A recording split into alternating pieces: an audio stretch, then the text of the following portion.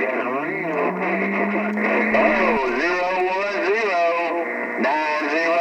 the Magnolia State, trying your way. Hey, it's me, Shane, Gemini Garage, and yeah, something interesting here today for sure. What do we got here? We got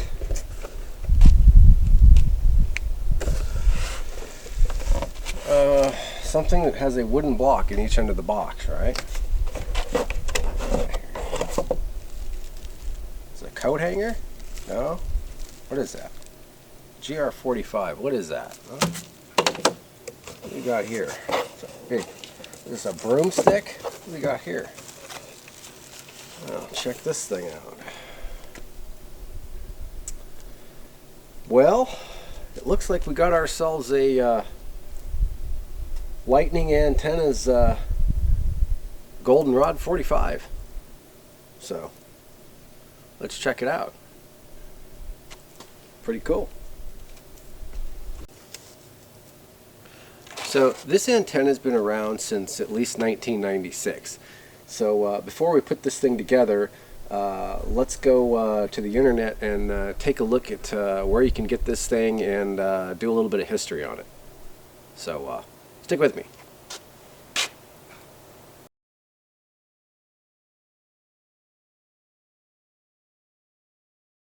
Okay, so let's try and get a little better idea of just exactly what this thing is. So, we are at www.lightningantennas.com/mobile, or you can just go to www.lightningantennas.com or type in Lightning Antennas. They sell beams and some other things. But they also sell or own the license to the GR45. It is called the Goldenrod 45 or Mobile GR45, as you can see. And by looking at it, you can see it's this long golden rod that goes from the top element. It's a completely top-loaded element. It almost looks like the heating element out of an oven or out of a roaster. But what I want to do is there's a spot here where it will take you to this old article from CB Radio, April of 1996. Now, I'm not sure how far this antenna goes back, but I know it goes back to at least 1996. And there you can see the Goldenrod 45 Spider A+ mobile CB antenna. A couple of black and white photos there. It says the Goldenrod Spider A+ mobile CB antenna features two identical 19-inch formed loops that fit snugly into a nut assembly. Simply insert the ends of each loop into the nut, tighten, and fire up the rig. Anyways, that's just a couple of pictures there. There's an article here just basically talking about it. The first paragraph here, I'll just read it real quick. It says, the Goldenrod 45 Spider A+ is a top-loaded mobile CB and 10-meter amateur antenna. The total length is 4 feet 8 inches and it requires a 3/8 24 stud mount. Some things in life that work well can't always be explained, at least by most of us mortals. Such is the case with the Goldenrod 45 antenna by Signal Engineering. So, who or whatever Signal Engineering was or is, that's who came up with this thing.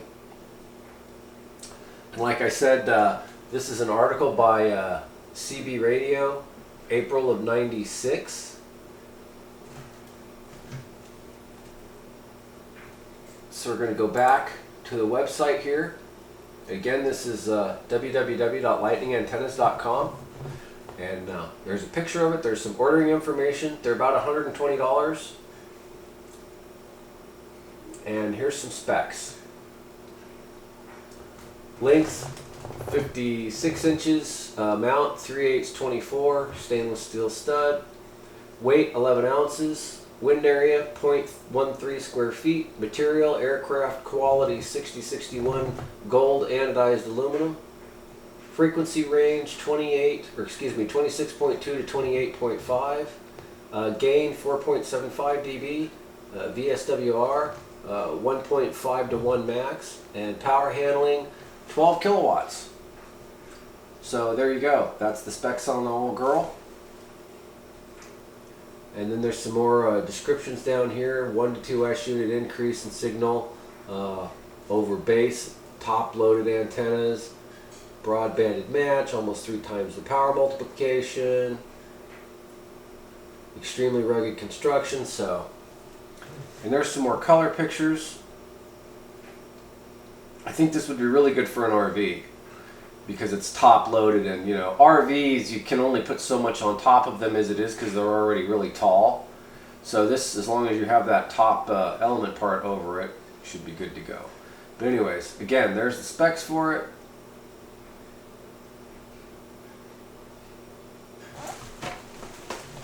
So let's get into the thing and see if we can get it together.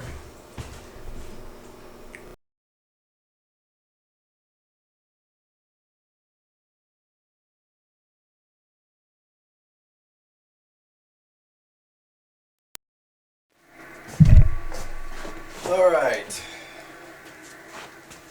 let's see if we can make heads and tails out of this thing.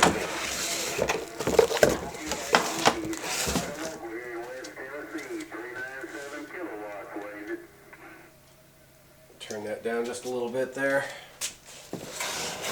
Okay. So I've never messed with one of these before, so I'm going to actually try and read the instructions. Again, this instructions in the let me check my camera here. The instructions in the element here are kind of wrapped up in this plastic here, so.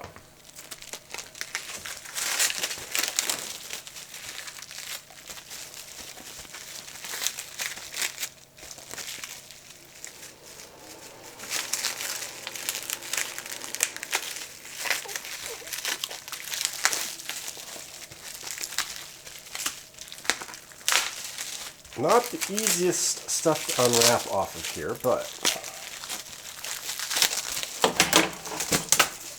okay, that's how this is going so far.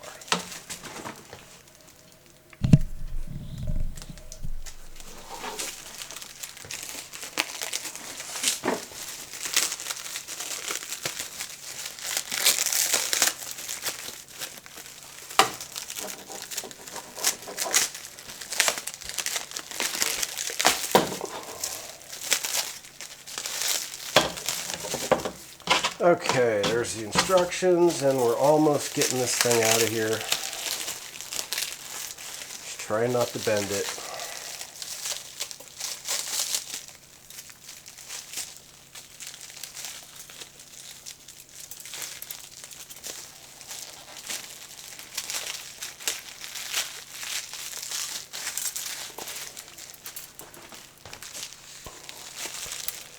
Okay. Well, that probably took longer than putting the antenna together. So now we're left with these 2 hoops here. Like that. So let's go ahead and get this thing out of the package here. This thing's wrapped in the same way, so I'm not real excited about trying to get that off of there. Just if you knew which end or where to start at for taking it off of there, that would help. But what are you going to do?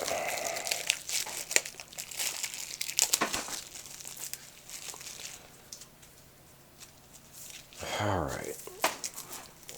Okay.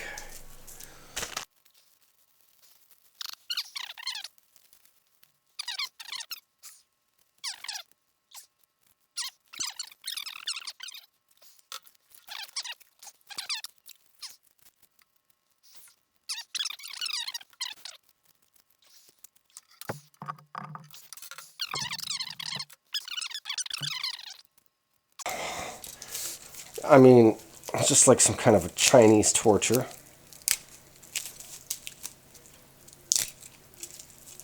Oh.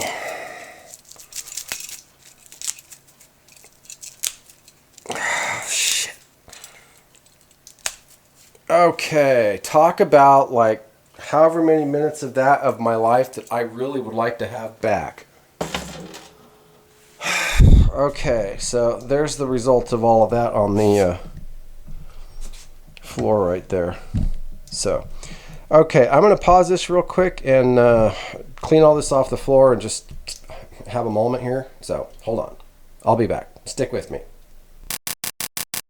Okay, I'm sure my camera will overheat any minute, so be prepared for that. So I'm just going to take these instructions out here.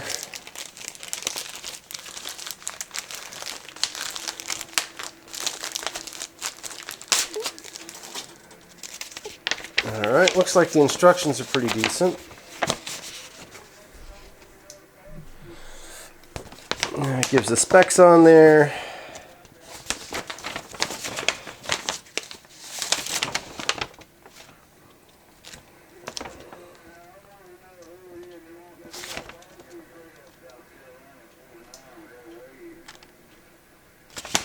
Alright, there's all the common parts. Oh, here's a price list for stuff on here. Alright, now let's see, there's an assembly page here.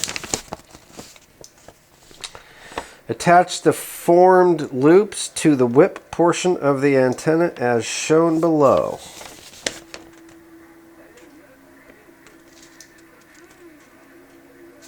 So, supposed to take this end right here. You can see there's a screw, a set screw here, and then one right here. And that's where you're supposed to put the these elements here. So I guess you're just basically supposed to put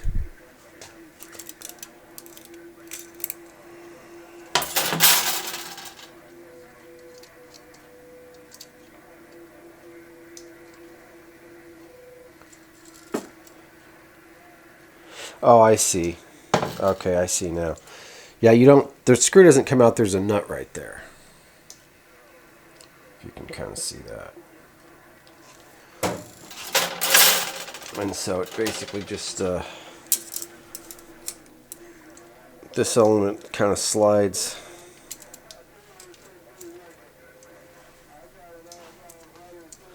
Okay. Now one end's got a screw on it and the other end's got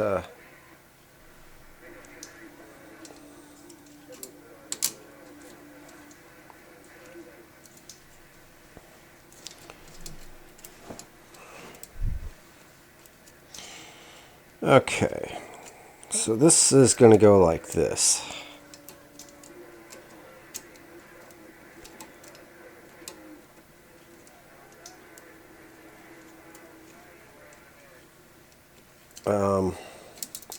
And I'm going to have to read the instructions just a little bit more obviously because I'm not quite sure.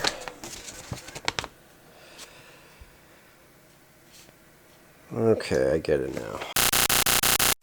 Okay, so as I said again, the proper way to do it is to take this nut off.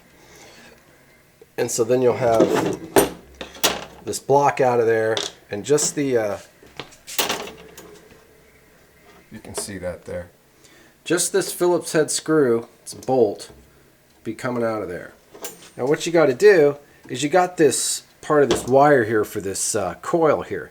And it's kind of stiff, so trying to just push this thing down, it's this block's threaded, but it's kind of tough going. So I took my cordless drill and put a bit in here and just kind of tighten it a little bit like that. And make sure you have a bit that fits this, otherwise you'll strip it, you know, and it'll be a nightmare. But I had the right bit, so I went ahead and put that in there. And that got this tight, really tight on there. You can just see how it's, you know, on there now. Now what you want to do is take this other side here, put it in there like that, put your block in there, put your aircraft nut on there.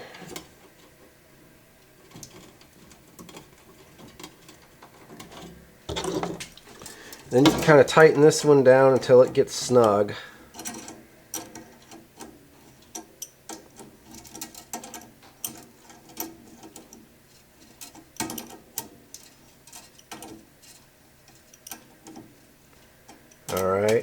getting there. Now we're going to want to adjust our wire up like that. Make sure it's kind of flush on the ends here. Like that. And then put a final tighten on this here.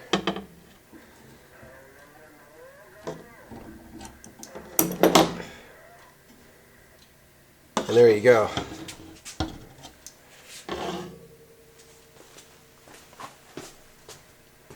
Good to go.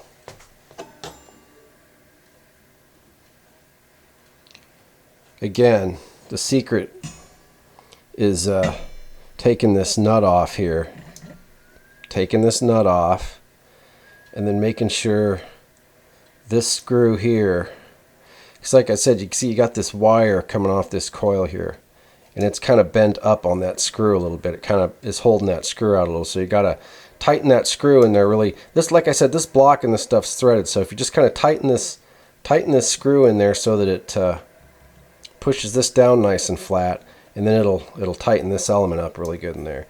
Then once you get that element tight, like I said, you can spin this thing around and put your other element in there, put the block on there, and then put the nut on there. You have to tighten this one first because this thing's threaded, so you've got to have this thing screwed down and tightened. Otherwise, if this isn't tightened and you go to tighten this, the screw won't be far enough in there, and this end will be tight and this one will be loose. And it's kind of a long story, but like I said, just do it that way. It doesn't really say in the instructions to do it that way particularly. It says first, secure the first hoop using a screwdriver and tighten it firmly. The white fiberglass is threaded to allow that. And then it says attach the second loop. So yeah, it basically does say to do it that way in the instructions. So yeah, if you just follow the instructions and put this side on first and make sure this screw is tightened in there really good so that this is flat, and then do the side with the nut second, shouldn't have any problems. So there you go. Alright, so now I guess it's time to find a magnetic base or a trucker style base to put this thing into and go from there. Alright, stick with me guys and gals. Shane, Gemini Garage. Okay, well, that's pretty much what it looks like together there. So put it in the Tram 5-inch mag mount there, so let's go stick it on something and see what it sounds like. So putting it on an antenna analyzer, if you pull those little hoops outward a little bit, I think it makes a little bit, I guess, longer. Because the SWR went from 1.9 to like 1.7. So I just got it stuck on this barrel right here. So I'm going to move to a vehicle in a second, but I just wanted to throw it on there and see what it did. Okay, so hopefully you can see those hoops on there. Of course, when you put them on there, they're perfectly oval, and then you grab the sides.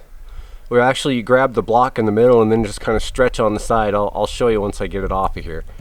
But of course, this thing needed a date with the antenna analyzer. So over here to the antenna analyzer. Started out, it had like a 1.7 or a 1.8 SWR, and then after I stretched those hoops a little bit. Okay. Now right now, it's probably impossible to see this, but right now, I don't know if I can shade it, if that helps any or not. Right now, at 27.258, it's a 1.2.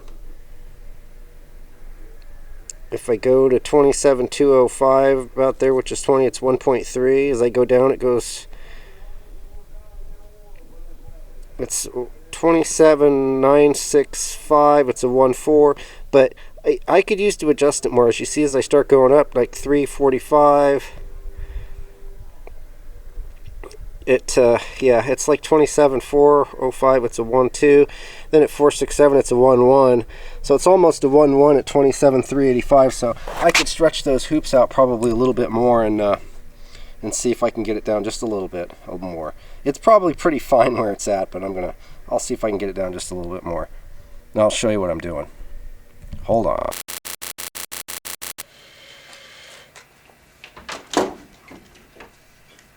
Okay, so basically what you're doing,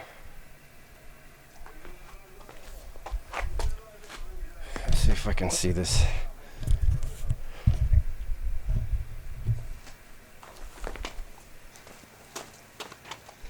Basically what you're doing is you're wearing it as a hat. And once you've worn it as a hat, it's my halo. You hold it like this, and you just take this and just kind of pull it until you feel it stretch just a little, and then stop, and then do the same thing on this side here.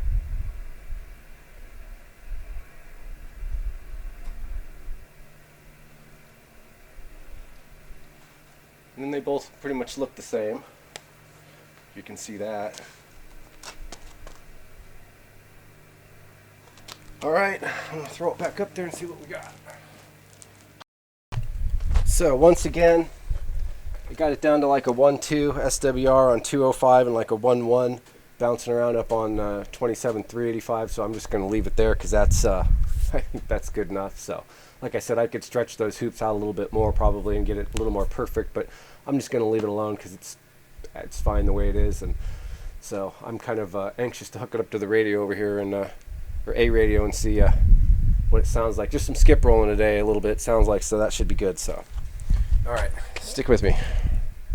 Okay, well, like I said, I got a 27.205, it's a 1.2, and 27.385, it's a 1.1, so I'm just going to leave it be. You could probably adjust these things out a little bit more to, you know, fiddle around with it, but that's good enough for me and what I'm going to use it for and for testing.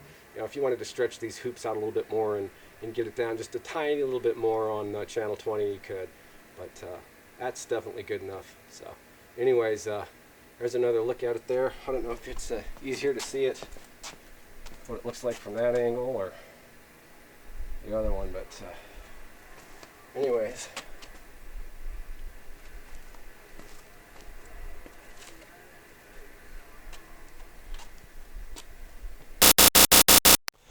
So I moved the vehicle, and it's in a most horrible location. It's like right up close to kind of to the trailer here, and right kind of in front of the garage here, and the other antenna's up there, and it's in a really crappy spot. But I did that on purpose because even with that, the SWR only went up to like 1.4. So I just kind of want to see what it would do in a not good circumstance. And there was some skip rolling a couple of minutes ago, and it was picking it up just fine. So this thing seems to work pretty good. So and it was pretty hassle-free getting the SWR down too, so that's always encouraging. So hold on, I'm going to see if I can get a little bit of skip with this thing. Hello, 010-903 in the Magnolia State, trying your way, break. Hey, DR, ain't nobody but you calling in this Magnolia State. I ain't gonna bump it down while I heard you in there. Tell you good evening. Sounded a bunch of good in the mag. Alright, DR, Dirty Ryan Nicholson, I like that. Hey, they call me Rebel over here in the Magnolia State. I'm back quiet. Have a blessed day. Here we go.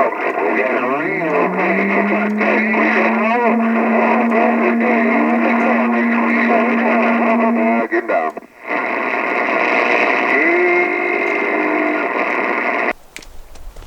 Okay, just a real quick side-by-side here, just so you know, the Striker SRA-10 and the Goldenrod 45 here.